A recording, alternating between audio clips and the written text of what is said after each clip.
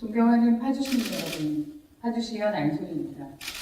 코로나19 확산 방지와 사회적 거리두기로 가정과 일터에서 얼마나 고생 많으십니까? 코로나 이후 한국 사회에서 사회 공공성 확대의 중요성이 각인되고 있고 민생과 고용을 안정화하는 일이 무엇보다 중요한 일이 되었습니다.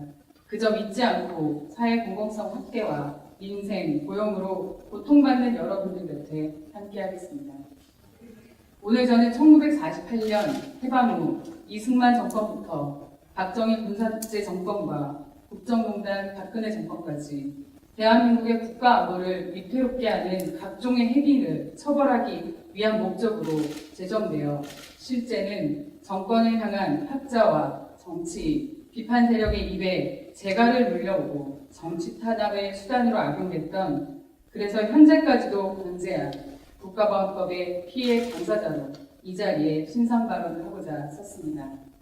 헌법 제19조는 모든 국민은 양심의 자유를 가진다고 했지만 분단의 현실에서 사상의 자유는 헌법으로 보장되지 못한 채 국가보안법은 70여 년 동안 국민의 정치사상 자유를 억압하고 민주화 운동, 노동운동, 정권에 항거하는 사람들에 대한 자의적인 해석을 통해 통제의 수단으로 악용되어 왔습니다.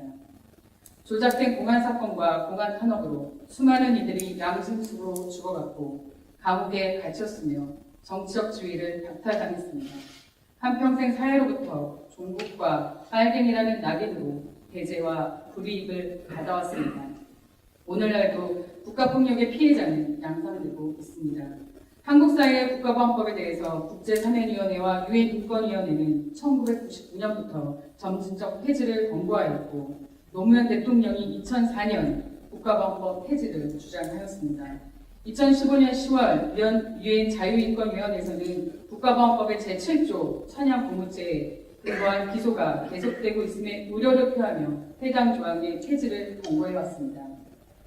국정농단의 실체와 사법적폐 진상규명이 그 진실을 드러내고 있듯이 박근혜 정부 시절 김기춘 대통령 비서실장과 공안검사로 명성을 쌓은 법무부 황교안 장관이 국정원의 대선 개입 의혹을 제기한 통합진보당과 국회의원, 당원에 대해 국정원과 정치검찰을 사실상 진두지휘하며 내란 음모 사건을 조작 기획하였습니다.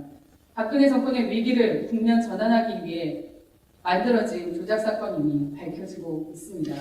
당시 정부가 사법부와의 거래를 입증하는 증거들도 쏟아져 나왔고 양승태 전 대법원장은 기소되기도 하였습니다. 권력을 유지하기 위해 위기의 상황에서 언제나 국민의 눈가기를 가리고 민심의 이념을 반목을 키우며 강국한 공안정치, 공포정치로 국민을 숨지게 한 그들의 통치수단으로 악용될 뿐인 국가보안법이 건재해온 사이에 10만 명이 정치적 권리를 박탈당했고 정당이 해산되었으며 수많은 사람들이 국가보안법으로 기소되어 8년간 재판을 치러왔습니다. 올해로 10년 내란 음모는 무죄이고 지하혁명 조직은 실체가 없으며 적을 이롭게 하기 위한 이적 표현을 소지도 하지 않았으니 모두 무죄로 선고되었습니다. 박근혜 정권의 종북몰이 공포정치가 막을 내리고 새로운 시대가 왔지만 여전히 과거 정권에 의해 억압받는 사람들에게는 자유가 없습니다.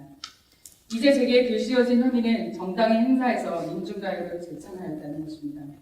임을 위한 행진곡으로 민주화 역사에 대한 추모와 결의를 하는 형식을 두고 왜 애국가를 부르지 않느냐라는 식의 말도 안 되는 색깔론으로 국민으로부터 진보운동에 괴리감을 주고 이념 대결로 혐오를 조장해왔던 해묵은 그들의 방식은 우리나라 가수가 작사 작곡을 하고 수많은 민주화운동 과정에서 불리우던 노래마저 국가 안보를 위협하는 행위로 형벌로 다스리고자 하고 있습니다. 이제 그 생명을 다해가는 국가보안법의 썩은 동아줄을 끝내 붙들고 있습니다. 2018년 남북 지도자 간의 4.27 판문점 선언에 대한 국회 비준 추진, 9.19 남북 군사합의 안착화를 위한 실질적인 방안 논의, 국가보안법 7조와 같은 독소 조항에 대한 개정과 폐지 등을 통한 한반도의 영구적인 평화와 번영을 추구하고 있는 2020년 이 시대에 냉전 시대의 유물인 국가보안법으로 풀뿌리 정치와 지역사회에 공헌할 수 있는 기회를 원철적으로 박탈당하는 것은 정의에 반하는 것이라고 생각합니다. 더 이상 정권이 국가보안법으로 반대자에게 재갈을 물리지 않아도 얼마든지 사회는, 우리 정치는 발전해 나갈 것이라는 것을 촛불을 들었던 국민이 코로나 위기 상황에서 투표용을 보여줬던 높은 정치 참여의 면모로 국민들이 증명하고 있습니다. 1년 전부터 저는 국가인권회에서 진행한 국가보안법 피해자 구술체력 사업에 참여해서 국가보안법 굴레에 살아오며 겪은 생활과 사건 속 세상에서 드러나지 않은 인권 침해의 문제들을 기록하는 피해자의 한 사람으로 살아왔습니다. 잊혀지지 않는 공포스러운 기억 속 저는 어딘지 모를 산속 빛을 찾아볼 수 없는 깜깜한 국가정보원 건물 안에서 조사실한 심리전담 국정원들의 취조에 따라 내가 아니면 나의 가족, 동료를 죄인으로 지목할 것을 강요당해왔고 그들이 증명하지 못하고 어떻게 수집했는지조차 알 수 없는 자료들을 가지고 북한 선전 내용들을 낭독하는 국정원의 앞에서 비아냥거리는 웃음을 받아야 하는 인권 사각지대에 놓여 있었습니다. 두 번의 자택 압수수색, 남편의 옥살이, 동료들의 옥살이, 남은 가족들의 처절한 삶, 해산된 당원들의 멍해, 세상에 전례 없이 찾아볼 수 없는 9년이라는 정치인 이석기 국회의원의 빼앗긴 자유, 그 모든 것이 너무도 무겁고 힘든 나날이었습니다. 그러나 제가 뱉어왔던 것은 시민들이 지켜주신 파주 시의원이라는 소임이었습니다. 올해로 10년, 두 번의 선거 끝에 이제 내일 대법원 선거를 앞두고 있습니다. 행정이 주민에게 더 쉬워지고 정치가 제도가 편리해지기를 바랬습니다. 견제와 감시는 제 힘을 키우는 수단이 아니라 파주를 변화 발전시키는 시민의 힘을 키우고자 하고 싶었습니다. 땀 흘려 성실히 일한 만큼 더 어려운 사람들의 처지와 닮아있고 그들을 대변하는 일에 신념을 키워왔습니다. 국가보안법은 민주주의도 정의도 아닙니다. 세상을 바꾸자 하는 사람들의 사상을 정적으로 두고 가두어서는 안 됩니다. 민주화 운동이, 노동운동이, 진보운동이 극복하지 못하는 한계와 부족함, 반성해야 할 일이 참으로 많습니다. 제 자신부터 겸허히 반성하겠습니다.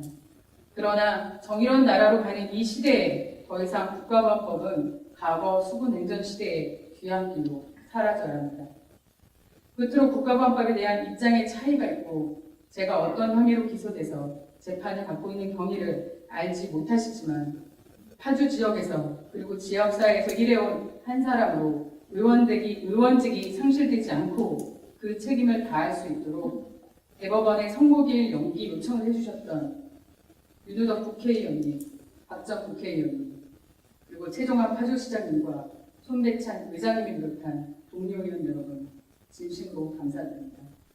각계 종교단체와 시민단체, 노동단체 대표분들께도 감사의 말씀을 드립니다. 심려를 끼쳐 죄송합니다. 그분들의 어진 뜻이 왜곡되지 않도록 살겠습니다. 존경하는 시민 여러분, 10년 파주시의원으로 일해오며 아직 지키지 못한 일이 많아 부지런하지 못했던 시간들에 대한 반성을 하며 죄송하다는 말씀을 올립니다. 앞으로도 파주 시민의 선택이 부끄럽지 않도록 하겠습니다. 국민의 나라, 정의로운 대한민국을 향한 문재인 정부의 시대에서는 더 이상 국가보안법으로 희생되는 일이 없도록 내일 대법원의 현명한 판결을 촉구합니다. 경청해 주셔서 감사합니다.